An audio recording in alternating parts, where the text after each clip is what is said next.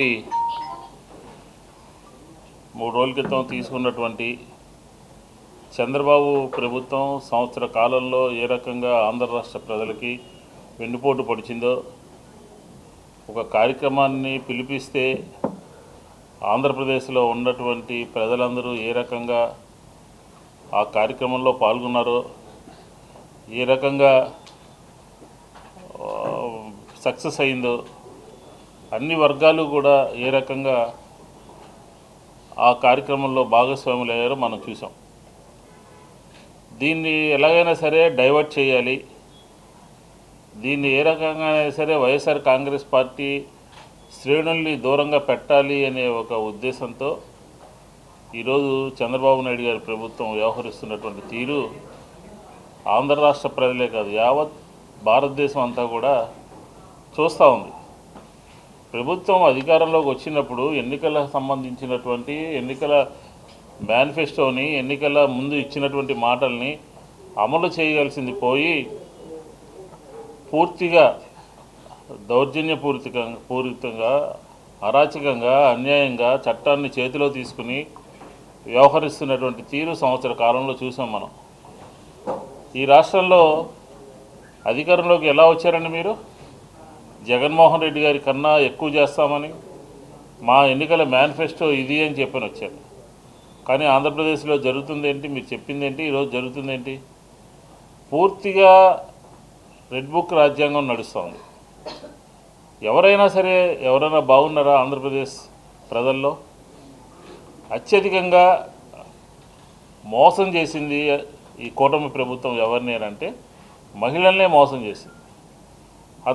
ఇందాక అవినాష్ చెప్పినట్టు 3 నియోజకవర్గాల్లో 30,000 మంది మహిళలు ఉన్నారు.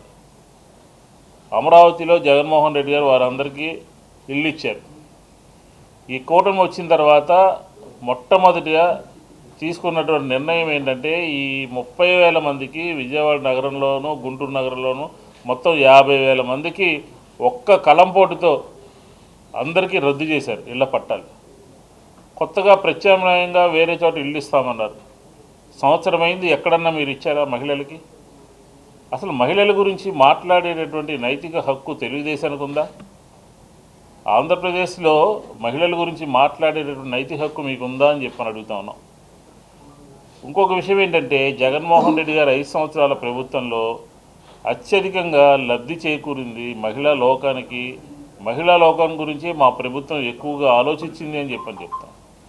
అమ్మఒడి ద్వారా 50-60 లక్షల మందికి ఒక్క బటన్ నొక్కడం ద్వారా మేలు చేశారు. చేయూత ద్వారా లక్షల మందికి మేలు చేశారు. అలాగే ఇళ్ల పట్టాల ద్వారా లక్షల మందికి మేలు చేశారు. అంటే ఈ రాష్ట్ర ప్రభుత్వము అలాంటి కార్యక్రమాలు ఏమీ తీసుకోకుండా, మహిళలకి బాసటగా ఉండకుండా, మహిళలకి చేదోడుగా ఉండకుండా, మహిళలకి అండగా ఉండకుండా ఈ రాష్ట్రంలో మహిళల మీద అత్యాచారాలు జరుగుతుంటే, హత్యలు జరుగుతూ ఉంటే, లేదంటే తెలుగుదేశానికి సంబంధించినటువంటి వాళ్ళే అనేక అరాచకాలు చేస్తూ ఉంటే ఏమైపోతుంది మహిళా లోకం అని చెప్పని వైఎస్ఆర్ కాంగ్రెస్ పార్టీ ప్రశ్నిస్తూ ఉంది. సమాధానం చెప్పాల్సినటువంటి బాధ్యత మంత్రులకి, ఎమ్మెల్యేలకి, ఎంపీలకి, ముఖ్యమంత్రికి ఉందా లేదా? అధికారులకు ఉందా లేదా? నిన్నగాక అనంతపురంలో జరిగినటువంటి సామూహిక అత్యాచారం, అలాగే హత్య, ఆ డిఐజీ కానీ, లేకపోతే ఎస్పీ కానీ, లేకపోతే వేరే వాళ్ళు ఎవరైనా కానీ ముందుకు వచ్చి ఎక్కడైనా ఇన్సిడెంట్ జరిగితే గతంలో సమాధానం చెప్పి భవిష్యత్తులో జరగకుండా చూస్తామని చెప్పారు. అలాంటి సంస్కృతి ఈరోజు ఏమన్నా ఉన్నదా అని చెప్పని అడుగుతా ఉన్నాం. మహిళా లోకం మీద దాడులు జరుగుతూ ఉన్నాయి, నిమ్మకు నీరెత్తినట్టున్నారు. శాంతి భద్రతల సమస్య ఆంధ్రప్రదేశ్లో ఉన్నంతగా ఎక్కడా కూడా లేదు. దౌర్జన్యం చేస్తూ ఉన్నారు, కొడతా ఉన్నారు, అక్రమంగా కేసులు పెడతా ఉన్నారు, పోలీసులు ఏకపక్షంగా వ్యవహరిస్తూ ఉన్నారు. దానికి ఉదాహరణే సాక్షి టీవీలో పనిచేస్తున్నటువంటి కేఎస్ఆర్ గారు అని చెప్పి మనం ఈ మధ్యకాలంలో నిన్న జరిగినటువంటి సంఘటన చెప్పు. ఆయన ఆ లైవ్ షోలో ఒక రిపోర్టర్ మాట్లాడింది విన్నాడు. ఇందాక ఎవరో చెప్తున్నారు మన విన్నాడు, అంతే. ఆయన ఏమీ మాట్లాడలా. ఆయన్ని అక్రమంగా అరెస్ట్ చేసి తీసుకొచ్చి కేసు పెట్టి ఇంకా ఎక్కడైనా కేసు పెట్టాలని చెప్పిన కూడా ఆలోచన చేస్తూ ఉన్నారు. ఏం జరుగుతుంది ఆంధ్రప్రదేశ్లో? సాక్షి టీవీ మీద, అలాగే సాక్షి పత్రిక మీద ఆంధ్రప్రదేశ్లో నిన్న 5-6 చోట్ల కోడిగుడ్లేసి, టమాటాలేసి, గేట్లు పగలగొట్టి సాక్షి సంబంధించినటువంటి దీన్ని దౌర్జన్యంగా కూలగొడితే, ఈరోజు మహిళల మీద రాష్ట్రంలో అన్యాయాలు జరుగుతున్నాయి, ప్రభుత్వము పట్టించుకోవాలి అని చెప్పని, ప్రభుత్వము దాని మీద దృష్టి పెట్టాలి అని చెప్పని విజయవాడలో మహిళా లోకం అంతా కూడా అంబేద్కర్ గారికి ఒక రిప్రజెంటేషన్ ఇద్దాము అని చెప్పని ఒక కార్యక్రమం తీసుకుని వెళ్దాము అంటే పోలీసులు ఆపారు. నిన్న సాక్షి దాని మీద ఫలానా టైంలో మేము అందరం అక్కడికి వెళ్ళి నిరసన తెలియజేస్తామని 4-5 గంటల ముందు వాట్సాప్లో మెసేజ్లు పెట్టినా కానీ ఏమాత్రం కూడా రాష్ట్రంలో ఏ సాక్షికి సంబంధించినటువంటి ఆఫీసు దగ్గరికి ఎవరు రాకుండా ఈ ప్రభుత్వంలో ఈ పోలీస్ యంత్రాంగం ఎందుకు ఆపలేదో సమాధానం ఆంధ్ర రాష్ట్ర ప్రజలకి చెప్పాలి అని చెప్పని కూడా వైఎస్ఆర్ కాంగ్రెస్ పార్టీ అడుగుతోంది. అంటే మీకు ఒక న్యాయం, నిన్న అక్కడ కేఎస్ఆర్ గారిని ఆ పోలీస్ స్టేషన్లో పెడితే అర్ధరాత్రి మహిళలందరూ వెళ్ళడానికి, పోలీసులు దగ్గర దాకా వెళ్ళడానికి ఎందుకు అనుమతి ఇచ్చారో కూడా చెప్పాలి. ఇదేనా ఈ ఏకపక్ష దౌర్జన్యాలు, ఏకపక్ష వ్యవహారాలు? ఈ రాష్ట్రంలో రైతులు పండించినటువంటి గిట్టుబాటు ధర ఉందా? నిన్నటి దాకా రైతులందరూ కూడా రోడ్లెక్కారు. ఈరోజు పక్కనే ఉన్నటువంటి జిల్లాల్లో కోకో రైతులు, పొగాకు రైతులు, అనేక పంటలు పండించినటువంటి రైతులందరూ కూడా రోడ్ల మీదకి వచ్చి మా పంటకి గిట్టుబాటు ధర కల్పించాలి అని అంటే ప్రభుత్వం చాలా బిజీగా ఉంది. హైదరాబాద్లో ఉన్నటువంటి కొమ్మినేని గారిని అరెస్ట్ చేయడానికి వెళ్తారు పోలీసులు, లేకపోతే ఇంకొక చోట ఉన్నటువంటి వాళ్ళని తీసుకొచ్చి అక్రమంగా కేసు పెడతానికి పనిచేస్తారు. ప్రభుత్వం యొక్క ప్రయారిటీలన్నీ కూడా ఇతరుల మీద, ఇతర పార్టీల మీద, ఇతరులకు సంబంధించినటువంటి కక్ష తీర్చుకోవడానికి మాత్రమే టైం సరిపోతుంది, వ్యవహారం నడుస్తుంది తప్ప ఏమాత్రం కూడా ప్రజలకు సంబంధించినటువంటి పరిపాలన జగన్మోహన్ రెడ్డి గారు ఏం చేశారండి 5 సంవత్సరాల్లో?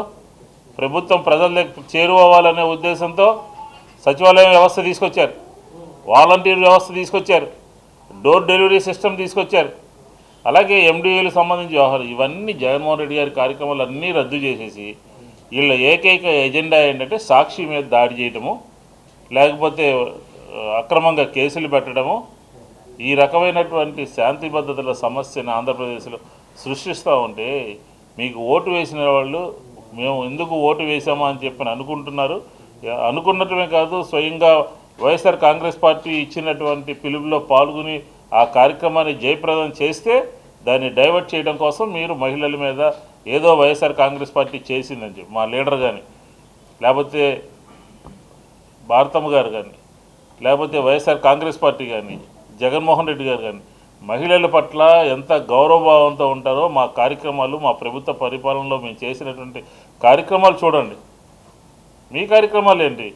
గగ్గోలైపోతుంది ఆంధ్రప్రదేశ్లో శాంతి భద్రతలు, హత్యలు, అత్యాచారాలు, రకరకాలుగా కిడ్నాప్లు ఇవన్నీ జరుగుతూ ఉన్నాయి. కాబట్టి ఆంధ్ర రాష్ట్రంలో ప్రభుత్వము ఫెయిల్ అయిపోయింది. ప్రజలు ఇచ్చినటువంటి అధికారాన్ని దుర్వినియోగం చేస్తున్నారు. ప్రజలకి మేలు చేసే కార్యక్రమం సంవత్సర కాలంగా ఎక్కడా కూడా సాగలేదు.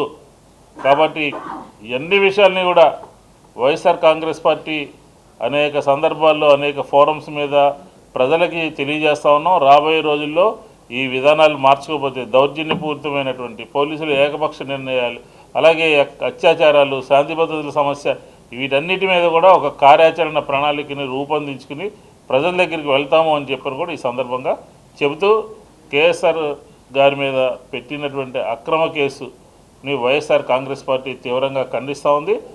సాక్షి పత్రిక మీద నిన్న తెలుగుదేశానికి సంబంధించినటువంటి రౌడీ మూకలు వీళ్ళందరూ కూడా వెళ్ళి దాడి చేయడాన్ని వైఎస్ఆర్ కాంగ్రెస్ పార్టీ తీవ్రంగా ఖండిస్తూ ఉంది.